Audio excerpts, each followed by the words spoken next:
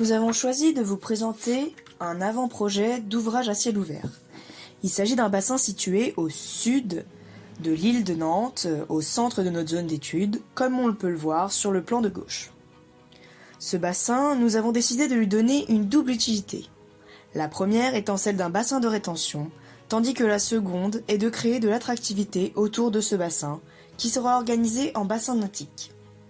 Pour cela, une plage est prévue sur la berge ouest de l'ouvrage, près de laquelle une base nautique de 1000 m² sera construite pour y accueillir des embarcations de balade afin de profiter de l'étendue d'eau. Les autres berges seront des perrés en pierre d'une hauteur de 50 cm afin de protéger l'accès à l'eau.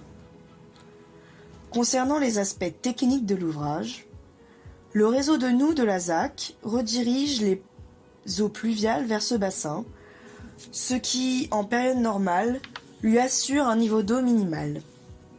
Pendant la période estivale, plus chaude, le bassin devra toujours atteindre un niveau d'eau suffisant pour assurer sa fonction d'espace de loisirs.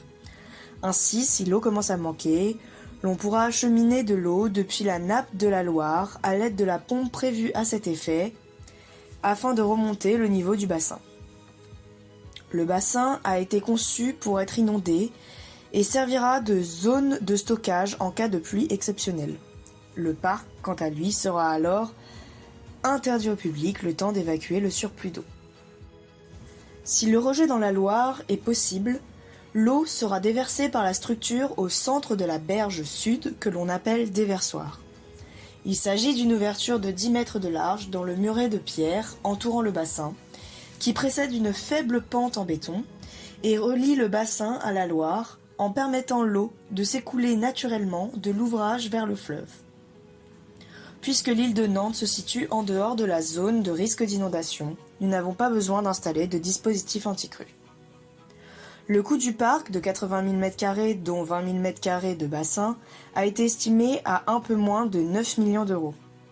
L'exploitation de la base nautique créera une rentrée d'argent pour la maîtrise d'ouvrage et les exploitants seront responsables de l'entretien et de la sécurité autour du bassin.